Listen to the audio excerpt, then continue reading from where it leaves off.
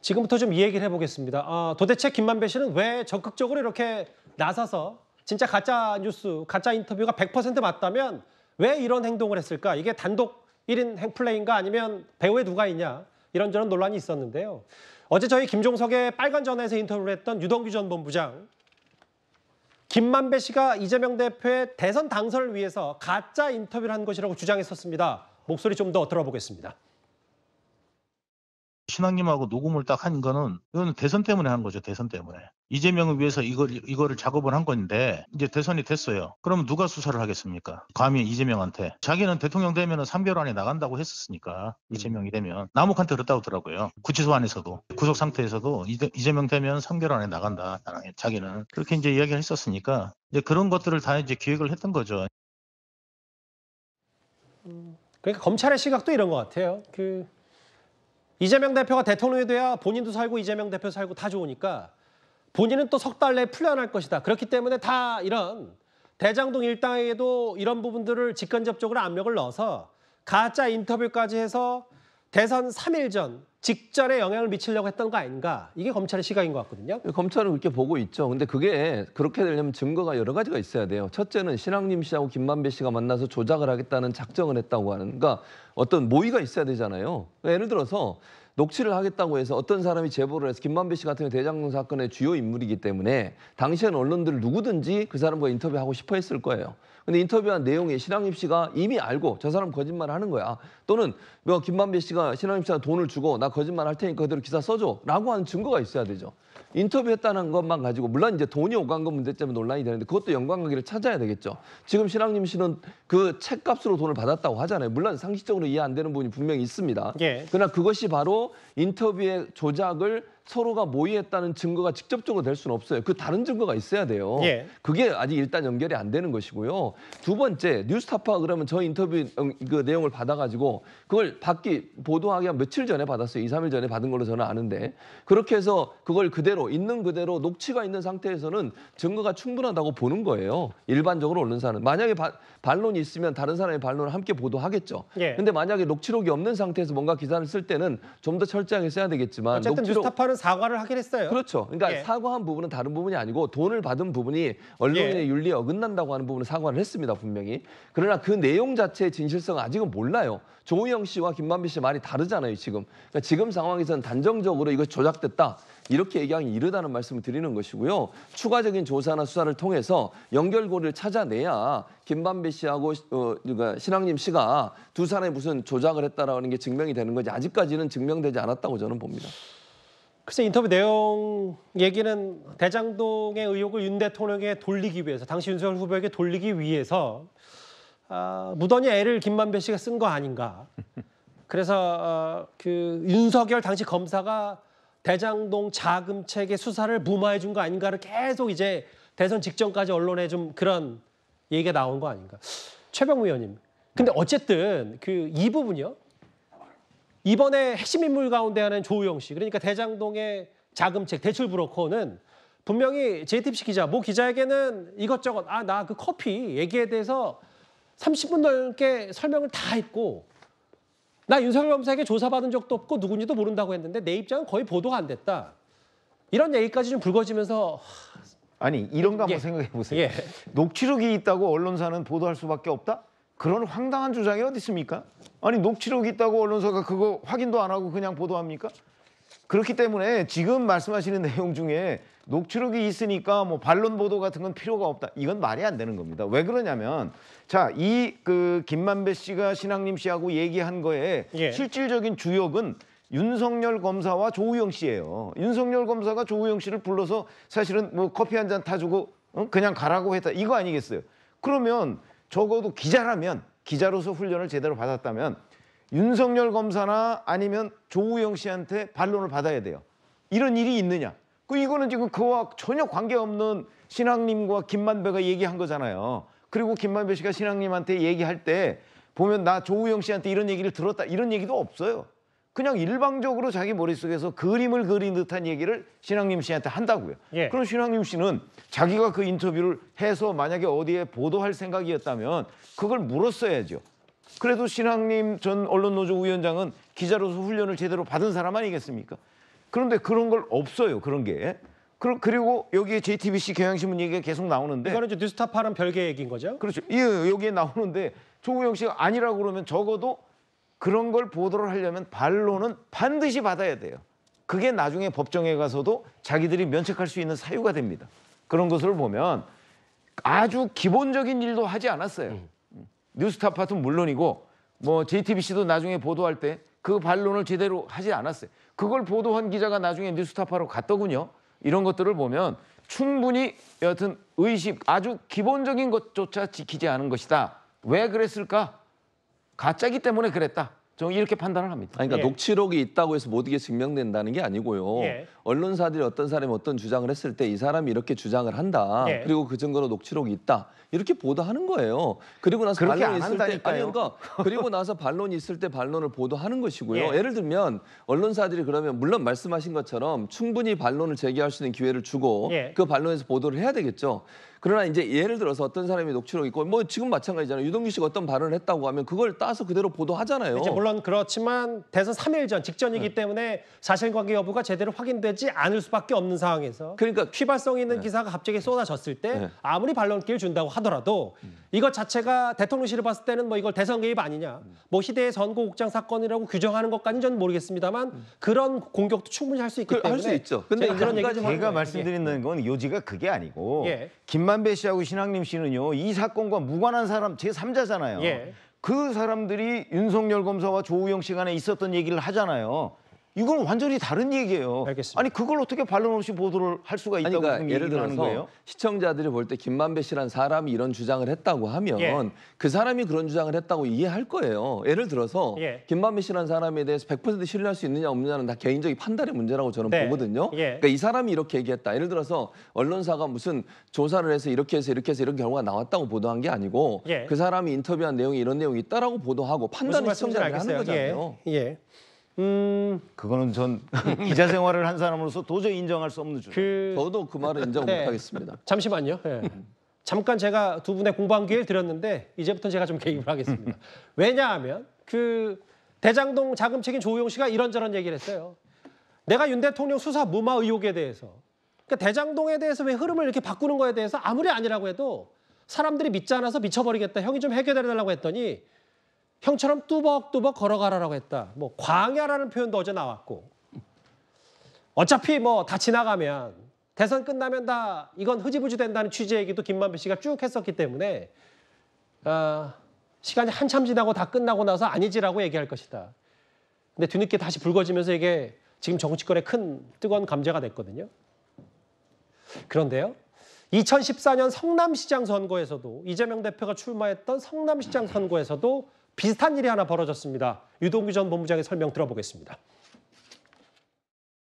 그때도 이제 제가 해가지고 그 김만배 남욱이 기자 통해가지고 YTN에 반박이 어렵게 하루 전날 보도하게 만들었습니다. 선거 바로 전날. 그러면 반박을 못 하잖아요. 가짜뉴스 이제 이거 아니다 해가지고 저쪽에서 기소 안 됐다 이렇게 막 난리를 치려고 해도 선거 전날이니까 그걸 막을 수 있는 방법이 없잖아요. 그래서 이재명 그때 시장도 자기 SNS에다가 기사 나자마자 바로 올리고 이제 그걸 했던 겁니다. 모른 척하고. 제가 누누이 말씀을 드렸지만 결국은 진짜 해 뜨면은 모든 게 다 보이듯이 이제 다 보일 겁니다.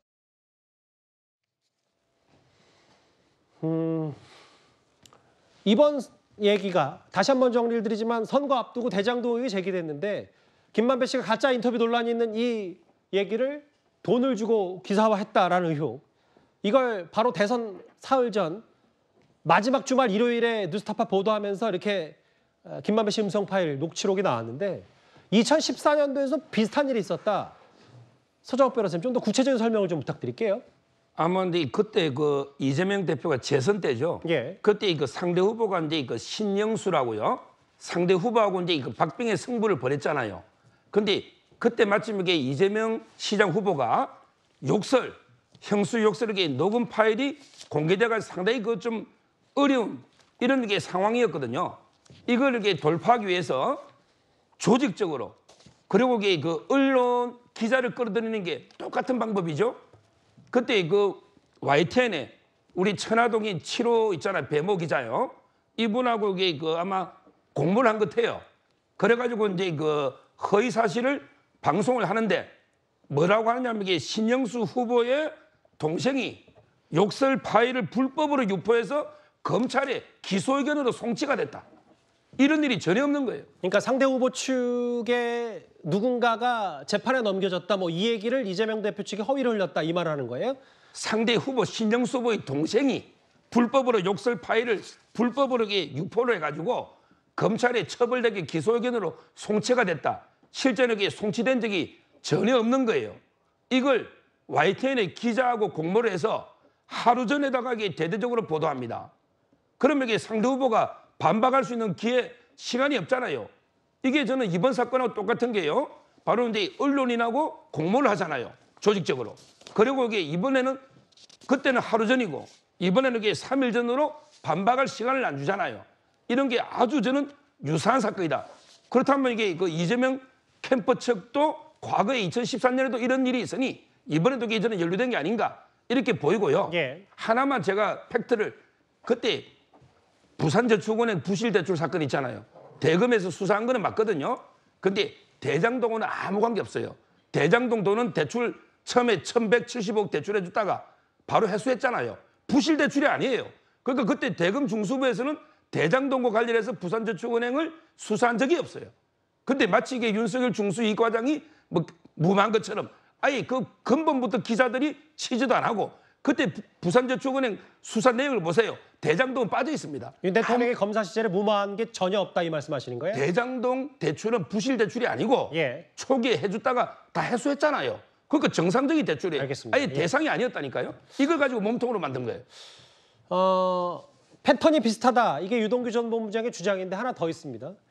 이렇게 뭐 허위, 가짜 의혹이 있는 기사가 언론에 뿌려졌고 그 이후에 이건 선거 바로 전날이었고 이재명 대표가 SNS에 이분의 도덕성 판단은 여러분의 몫이다라면서 SNS에 기사를 공유했고 마찬가지로 이번에도 이재명 대표가 신앙림 씨와 김만배 씨, 신앙림 씨의 인터뷰 내용이 공개되면서 대장동에 진실이 드러났다. 거짓은 참을 이길 수 없다. SNS 기사를 공유했다.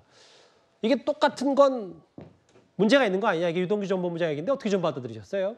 그건 저는 유동규 전 본부장 생각인 것 같고요. 뭐 신영수 씨 문제는 사실관계를 좀 확인해 봐야 되겠습니다만 지금 왜 신앙림 씨와 인터뷰가 허위 인터뷰라고 하는 건지 저는 좀 이해가 안 돼요. 커피를 주인 검사가 타줬냐 아니면 그 밑에 있는 검사가 타줬냐 이게 허위 여부가 중요한 게 아니잖아요. 어차피 윤석열 주인 검사 밑에 검사가 커피를 타준 게 사실이라고 하더라도 어차피 검사가 타준 건 맞거든요. 그리고 그렇다라고 한다면 뭐가 허위냐. 사실관계가 아닌 걸 허위로 인터뷰했을 때 이게 허위 인터뷰잖아요. 잠시만요. 진짜 말씀드려 죄송한데 왜냐하면 커피 타준 주체도 중요한 건 지난 대선 토론 때 이재명 대표가 커피 왜 타주셨어요라고 윤 대통령에게 이렇게 얘기를 했기 때문에 이게 마치 누군가는 윤 대통령이 그 사건을 직접적으로 무마해 준 거라고 대선 후보 토론을 보는 사람들은 충분히 느낄 수 있기 때문에 그 부분도 안 중요하다고 볼 수는 없습니다. 예. 그러니까 법조인인 저 입장에서 보면 뭐 예. 저는 중요하지 않다고 생각을 하고요. 예. 커피를 타줬냐가 중요한 게 아니라 예. 정말 윤석열 대통령이 검사실에 이 사건을 봐줬느냐가 중요한 거거든요. 예. 그런데 조우영 씨 아무런 잘못도 없다고 하면서 박영수 특검을 선임했어요. 근데 예. 박영수 특검은 윤석열 대통령과 아주 친한 사이라는 걸 어느 누구도 알고 있죠. 그러면 그렇게 잘못도 없는 사람이 왜 윤석열 대통령과 친한 변호사를 선임합니까? 이 변호사 선임료가 박영수 전 특검 같은 경우는 엄청나게 비싼 선임료를 받아요. 아무런 잘못도 없는 사람이 왜 비싼 선임료를 내고 윤석열 대통령과 친한 변호사를 선임합니까? 그리고 조우영 씨가 2번이나 검찰 조사 받았는데 2번째 너무 쉽게 나왔다는 거잖아요. 여기에 대해서 그렇게 톤을 다는 것 같지는 않아요. 커피를 누가 타줬느냐, 윤석열 대통령을 몰랐다? 대통령을 모르는데 대통령과 친한 변호사를 선임하나요? 그래서 지금 이건 말장난을 하고 있다라고 생각되고요. 박영수 특검 전혀 잘못한 거 없다라고 했고 야당이 그렇게 박영수 전 특검이 대장동과 연관돼 있다 하다가 늦게서 곽상도시 무죄 나오니까 너무 벗어나지 마셨으면 좋겠어요. 구속영장 예. 발부돼서 구속됐잖아요. 알겠습니다. 예. 그만큼의 결국에는 사건은 야당만 수사하지 말고 부산저축은행 불법 대출과 관련해서 이 조우영 씨가 구속이 됐었으니까 그렇다라고 한다면 조우영 씨는 잘못이 있다는 거잖아요. 그러면 그때 왜 그때 왜 조우영 씨가 빠져나갔는지 이것에 대한 지금 수사가 있으면 돼요. 근데 이것은 알겠습니다. 예. 넘어가고 자꾸 커피 얘기만 하니까 좀 저는 이해가 안 됩니다. 근데 커피 얘기를 꺼낸 건 저도 아니고 여기 계신 분도 아니고 이재명 대표가 토론회 때 윤 대통령을 가리켜서 마치 대장동과 연관 있는 듯한 질문들을 했기 때문에 근데 그게 가짜 아니냐? 그럼 가짜를 대선 3일 전에 왜 기획했느냐? 이런 부분 때문에 말씀드린 거고 뭐 이수문 변호사의 말씀 무슨 말인지 알겠습니다. 예. 아니 근데 팩트를 하나 바로잡을 거는요. 예. 2011년에 윤석열 검사하고 예. 박영수 전 특검하고는 그렇게 가까운 사이가 아닙니다. 예. 그건 하나 바로잡아야 됩니다. 여당에서 그리고 어제 대통령실 이건 희대의 선거 공작 사건이라고 규정을 했고 김만배 씨와 이재명 대표 간에 교감이 있었기 때문에 이런 언론 인터뷰가 나오지 않았냐. 여당은 배우를 바라고 있는데 야당도 오늘 반격에 나섰습니다. 어떤 경로를 통해서든 사전에 이재명 대표나 민주당 측과 교감이 있었을 것이다. 저는 이재명과 김만배는 원팀이다라는 표현을 확신에 차서 쓸 수 있고요. 기획을 하고 이걸 만든 사람은 김만배지만 그 전부터 이재명 대표가 이런 보도가 나올 것을 알고 있었고 나오자마자 기다렸다는 듯 선대위의 모든 관계자들이 총동원되어서 알겠습니다. SNS로 집중 공격을 퍼부은 건 사전 교감 없이는 불가능하다고 그런 생각합니다. 말씀이시죠. 이게 이제 앞으로 부산저축은행의 수사건이가 됐든 실제 50억 클럽에 관련된 부분은 12월에 특검을 통해서 분명히 밝혀질 수 있는 사안인데 대선 공작이라고 하는 프레임으로 물타기를 들어가는 거 아니냐. 전체적인 국정의 난막상을 다시 또 이재명을 불러들여서 프레임을 씌우려고 하는 의도가 보인다. 이렇게 해석하는 거죠. 이게 불고 나온 게 물타기다라는 박성준 대변인의 얘기도 있는데 그러면서 어제 안민석 의원이 한 방송에 출연해서 이런 얘기했어요. 김만배 씨라는 사람은 50억도 그냥 주는 독특한 사람 아니냐. 50억도 주는 사람인데 책값으로 1억 정도에 줄 수 있죠. 지금 어떻게 들으셨어요? 아니 저는 안민석 의원의 주장 중에 그냥이라는 표현이 눈에 띄어요. 예. 50억 그냥 주지 않았죠. 곽상도 전 의원, 박영수 전 특검 다 그냥 주지 않았습니다. 그리고 이제 나머지 4명 거론된 50억 클럽 그 멤버들은 앞으로 이제 수사가 진행이 돼야 되겠죠. 거기에도 저는 반드시 대가가 있었을 것이라고 보고요. 그다음에 자꾸 이걸 이제 이재명 대표한테 프레임 씌우기라고 얘기를 하는데 물론 아까도 제가 말씀드렸지만 김만배 씨와 신학림 씨하고 허위 인터뷰를 한 것이 이재명 대표나 아니면 민주당 그 당시 여권과 어떤 관계 속에서 이루어진 것이냐 아니냐 하는 부분에 대한 증거는 아무것도 없습니다. 예. 관계가 있다는 증거도 없지만 또 관계가 없다고 단정하기도 굉장히 어려운 부분이 있는데 상식적으로 보면 자 이걸 과연 김만배 씨가 혼자 생각으로 이런 어마어마한 그 어떤 대선 개입 인터뷰 이런 것들을 만들 수 있을까? 그리고 그 이후에 보였던 여권 내 여러 가지 주장들 그다음에 JTBC의 뭐 예를 들어서 남욱 변호사가 뭐 얘기했던 그런 진술서가 수정하기 전의 진술서가 JTBC에 흘러들어가는 과정 뭐 이런 것까지를 보면 이게 김만배 씨 혼자 저희들의 경험상 그 만들기에는 너무 벅찬 그림 아닌가 이런 생각이 들어서 상식적으로 보면 이런 그 어떤 교감이 있었을 가능성 충분히 저는 의심할 만하다고 생각을 하거든요. 아마 그래서 검찰도 그 부분에 대한 그 수사를 시작한 것이 아닌가 싶은 생각이 드는데 제가 아까 전제로 말씀드렸듯이 증거는 없습니다. 그러나 상식선에서 충분히 의심할 만한 내용이다 이렇게 생각합니다. 오늘 국민의힘의 장해찬 최고위원은 이게 어떤 경로서를 사전에 이재명 대표와 민주당 측과 교감이 있어서 이런 인터뷰가 나왔을 것이다. 근데 박성준 의원 얘기는 이걸 뭐의 물타기라고 얘기하는지 저는 선뜻 이해가 좀 안 되거든요. 이게 불거졌을 때 뭐를 막기 위해서 그 검찰과 대통령실이 나선 얘기다. 뭐 어떻게 받아들이세요? 그냥 이제 박성준 의원의 말을 제가 그냥 해석을 해보면 제가 직접 물어본 건 아니니까요. 아마 대통령의 이제 그 당시에 대선 후보일 때 또는 검찰이 근무할 때 부산저축은행 연관성 이런 부분들을 물타기 하는 게 아니냐 이렇게 들려요. 저는 무슨 의미로 얘기했는지 모르겠지만 저는 그렇게 이해를 하고요.